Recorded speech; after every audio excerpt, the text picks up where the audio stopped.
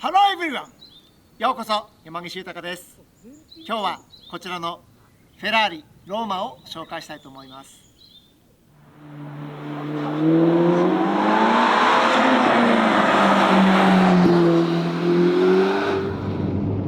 今日は2021年モデルのフ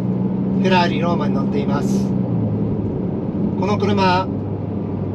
フロントミッドシップに V 型8気筒のツインターボエンジンを搭載してリアを駆動する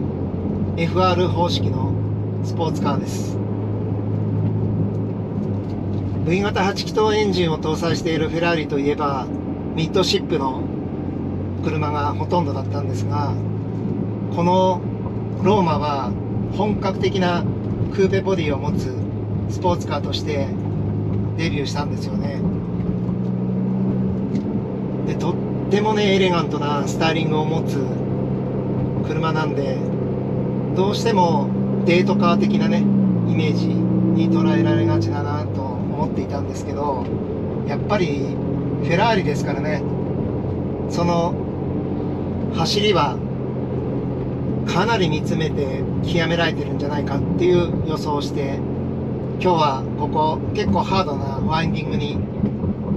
来てみました。このねワインディングはポルシェ GT3 とかも走らせてるんですけれど、かなり車にはハードな入力をする路面状況で、すごくね路面がうねっていたり舗装の状況があまり良くなかったりと、そういったステージなんで、そんな中でねこのローマがどんなフィーリングをドライバーに与えてくれるのか、とっても楽しみです。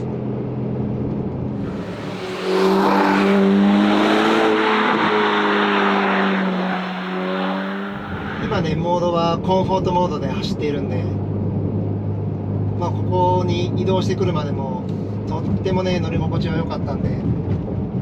このコンフォートモードで走っている限りは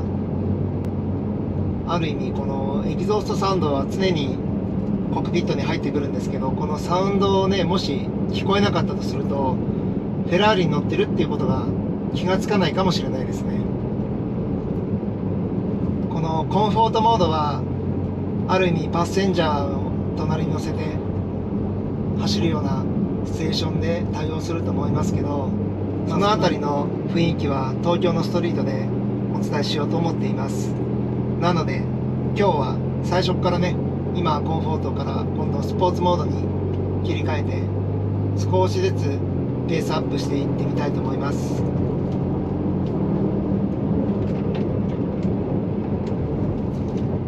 今ねこのセンターのコントロールでマニュアルモードに変更しました。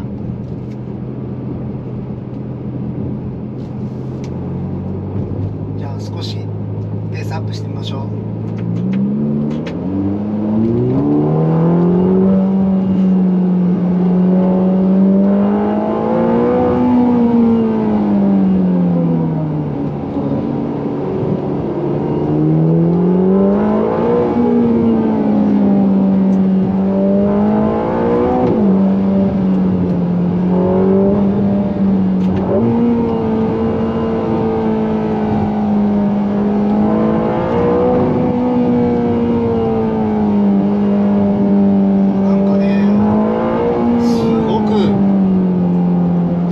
的な感じですね。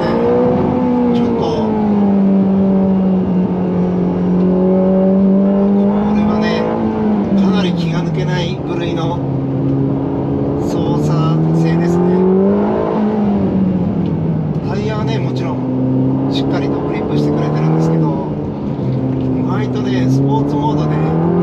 足はそんなにハードじゃないですね。きちっと動いてくれる、まだまだしなやかさを残してますね。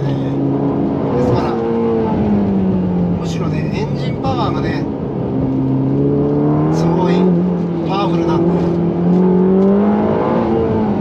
で、リアタイヤが負けちゃってる感じですね。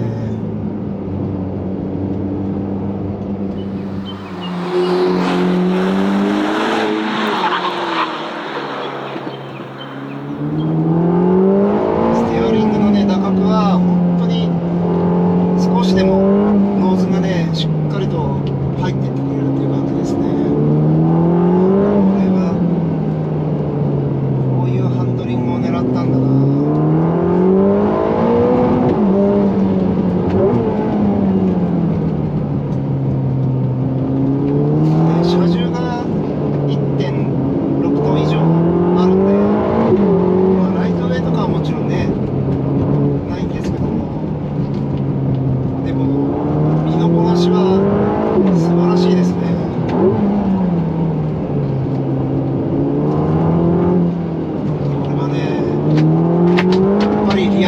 ですよ。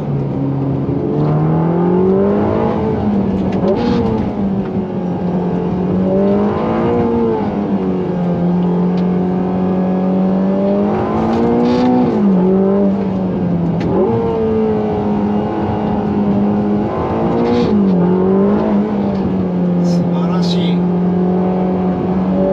加速とハンドリングですね。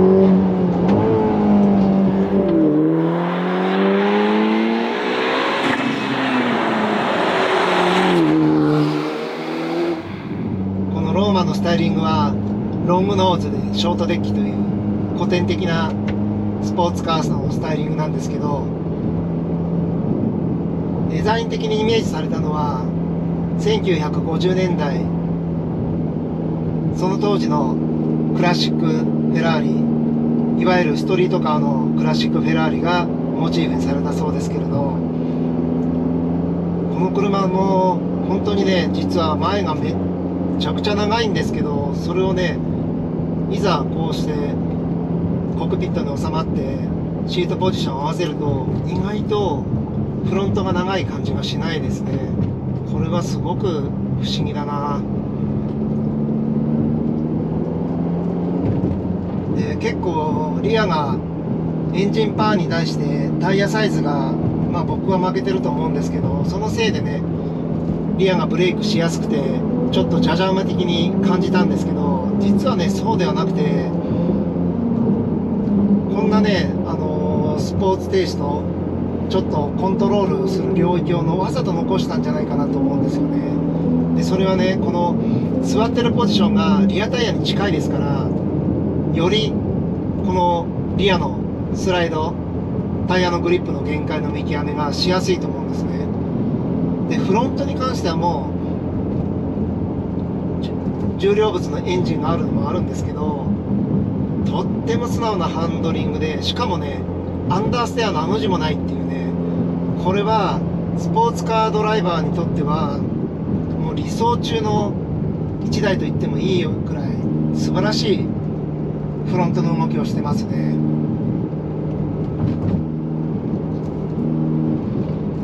やっぱりミッドシップの V8 フェラーリはピュアスポーツカーなんで、フロントの入りも素晴らしいんですけれど、やはりリアに重量物のエンジンがある分、少しね、フロント荷重を残し気味にステアリングを切り込んであげるっていう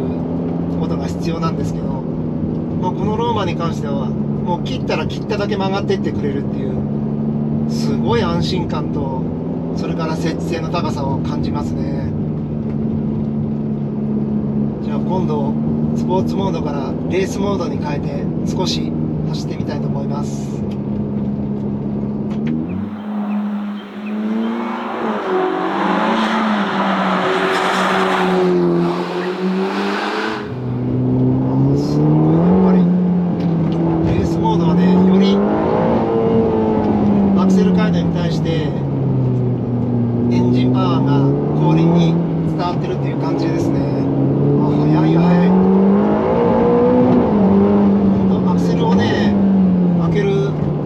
足のコントロールはスポーツモードに比べたらものすごくシビアですね。これはね GT レーシングカーの領域かもしれないですね。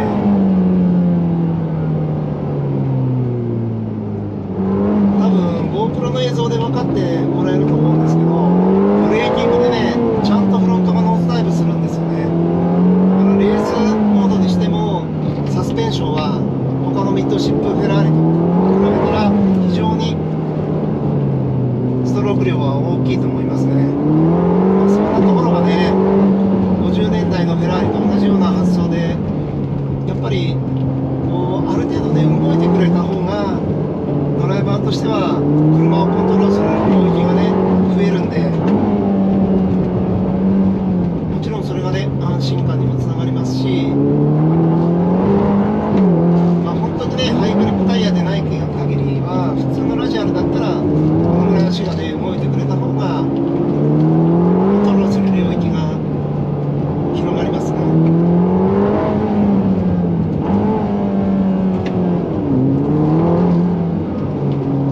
でこの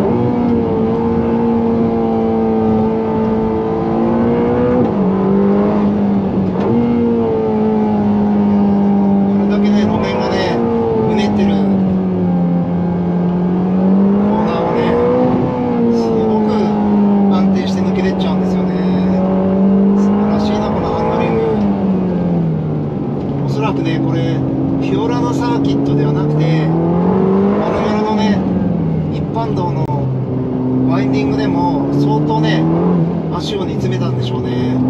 そうでないと、これはね、このハンドリングは実現しないと思いますね。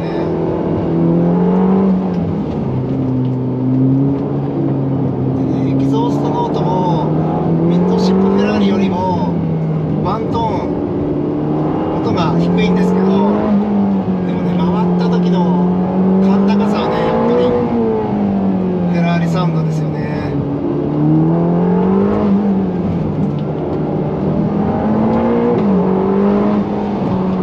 限界期のリアタイヤの動きはね、ものすごくつかみやすいんですけど、ちょっともったいないな。もうね、2サイズぐらい大きいタイヤ履いてあげると、おそらくまた違ったね、もっと速さを見せると思うんですよね。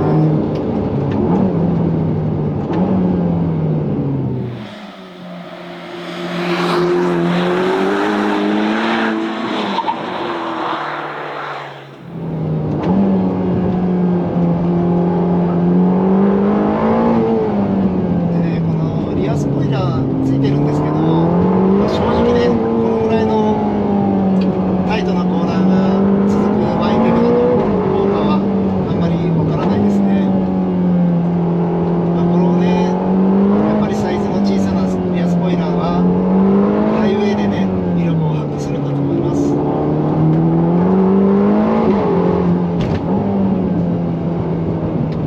や、でもこの優雅なね、ルックスから想像できない荒々しい走りを見せてくれましたね。素晴らしいな。ローマ最高です。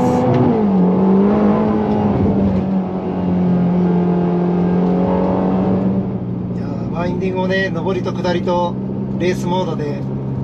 結構なハイペースで走ってみましたけど、まあありきたりな表現ですけど、羊の皮をかぶった狼みたいな、そういったね、形容詞がぴったりのスーパースポーツフェラーリでした。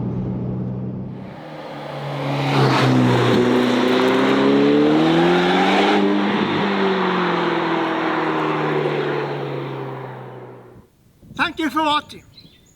今日も最後まで見ていただいてありがとうございました。また次回もお楽しみに。